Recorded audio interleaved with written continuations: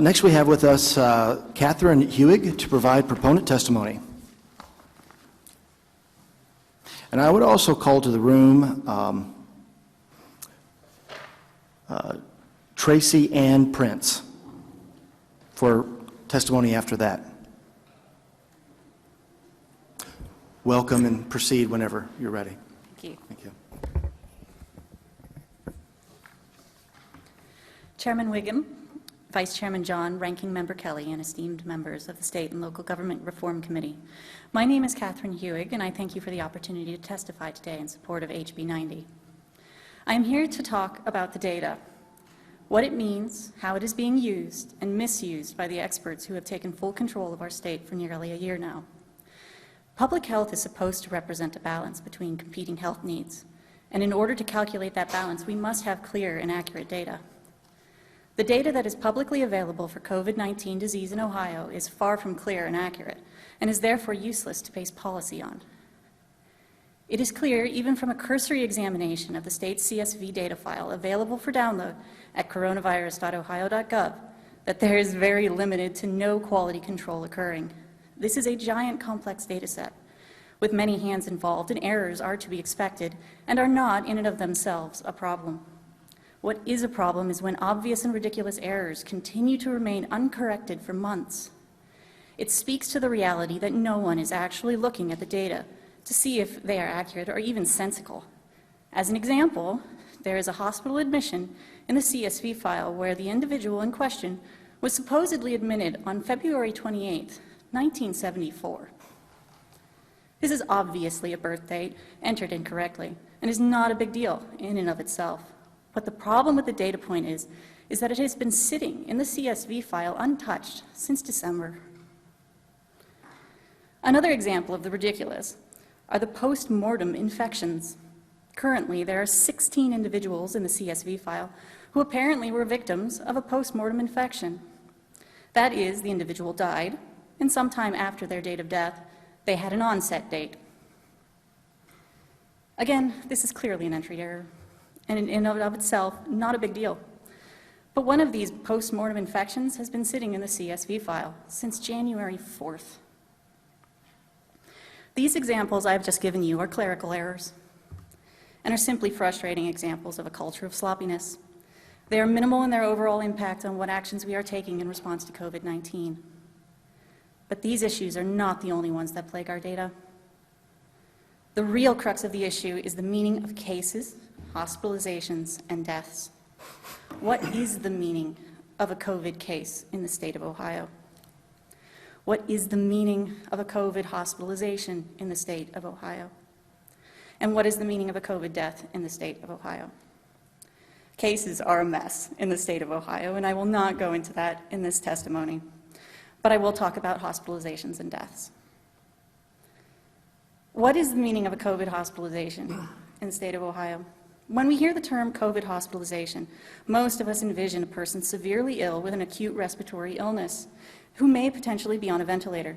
But does this image accurately reflect a typical COVID patient that is being counted in the state's figures? I posit here that it does not. There are a number of abnormalities in the data that lead me to say this. First, let us establish what I consider a reasonable hospital admission for COVID-19 disease. When a person becomes ill with an acute respiratory illness, the usual course of the disease involves minor symptoms at first with a progression of symptom severity that may take days or even weeks to reach a point where the individual is admitted to the hospital. For simplicity's sake, and to make sure that I am capturing the widest range of these illnesses, I am defining that an onset date that occurs between 1 and 30 days prior to the admission to the hospital is within reason for an admission due to an acute respiratory infection caused by SARS-CoV-2. That does not mean that I consider that anything outside that range is not a true hospitalization for COVID-19, nor does it mean that I define all hospitalizations that occur within that range as for COVID-19. It is a generalization to help us get a handle on the scale of what we are looking at. As of the February 21st CSV file, there were a total of 47,658 COVID-19 hospitalizations. Of that number, 808 occurred 30 days, greater than 30 days, after the individual's onset date. This large divergence does not make sense for an acute respiratory illness. An example of this is a 60 to 69-year-old man from Ross County who had an onset date on April 26, 2020, and was admitted to the hospital on February 7, 2021. And this is called a COVID hospitalization, 287 days after onset. But these only account for 808 hospitalizations, or just 1.7% of all hospitalizations. There were 3,224 hospitalizations where the onset date occurred after admission to the hospital, indicating that the individual in question was not being hospitalized for COVID-19. These hospitalizations are not just limited to a few days or weeks after admission either. For example, in Erie County, a 70 to 79-year-old woman was hospitalized on April 1st, 2020. And she had an onset date of January 11th, 2021. 285 days later. But this group only represents 6.8% of total hospital admissions. There were 5,146 admissions where the date of admission was unknown. Somebody knows. The hospital knows. The insurance company knows. Somebody knows. It doesn't make any sense that it is unknown. And ODH has been asked repeatedly about this particular issue, and it has been repeatedly dismissed as only about 10% of hospitalizations, and that it is the fault of the hospitals and not ODH's problem. I believe there is also reasonable evidence in the CSV file that I can show to the committee that at least some of these unknown hospital admissions are actually newborn babies. But again, these unknown admissions only make up 10.8% of all hospital admissions. Now, each of these categories that deserve a closer look are not that large individually, but together they make up 44.1% of all hospital admissions. Oops, I skipped one there. I missed the 11,824 of the hospitalizations had an onset date on the same date as admission.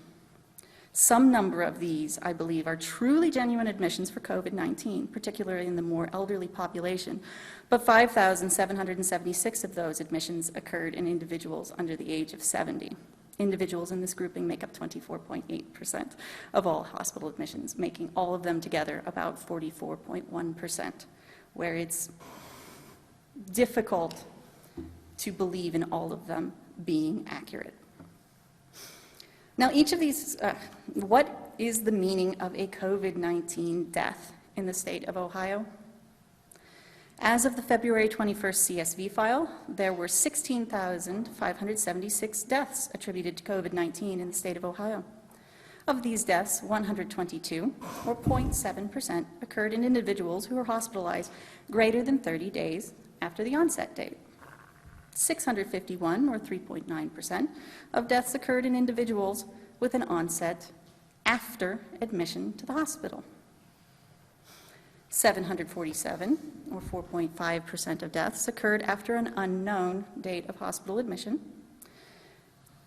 And then there are 2,199, or 13.3% of deaths occurred after a hospitalization that occurred on the date of onset. In fact, there are 3 individuals under the age of 40, including a 0 to 19-year-old, who had onset date occur on the same date as the individual was hospitalized and on the exact same date as the individual died.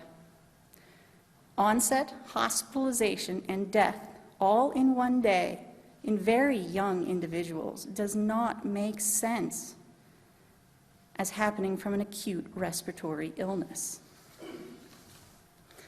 Finally, 8,831 individuals who have been labeled as a COVID-19 related death were never hospitalized at all. That is 53.3% of all deaths as of February 21st. 1,311 of them passed on the date of onset without ever being hospitalized. 252 deaths occurred greater than 60 days after onset date without ever being hospitalized. 252 were never hospitalized and have been called a COVID death after 2 full months. That does not fit with an acute respiratory illness. An example of that particular one is an 80-plus-year-old woman from Wayne County who had an onset date on March 27th, 2020, and passed away on January 31st, 2021, without ever being hospitalized. This makes no sense. Altogether, these deaths I have just listed for you add up to 12,550 deaths out of the total of 16,576 at the time. That is 75.7% of deaths that have some oddities associated with them. To conclude, we have been told again and again and again that the governor and his experts are following the best science. But science does not consist of credentials or models or long, unpronounceable words. Science is driven by an insatiable curiosity to know more, to challenge, to question, and to understand. By the governor's actions and ODH's disinterest in these significant anomalies, it is clear that there is no true science to be seen here, and there clearly needs to be more voices, more questions, and more oversight of the destructive actions being taken in response to this highly suspect data. Thank you, and I'll take questions. Thank you. Thank you for that information. And is there any questions from the committee? I'll just say one, as we look into the one question I have, you mentioned Wayne County, it's my county. Oh. So I'd love to kind of look a little bit more into that, maybe Sure. with you, or have you send any more details on that to my office. I'd appreciate it, and I'll share it with everyone. But thank you for coming in.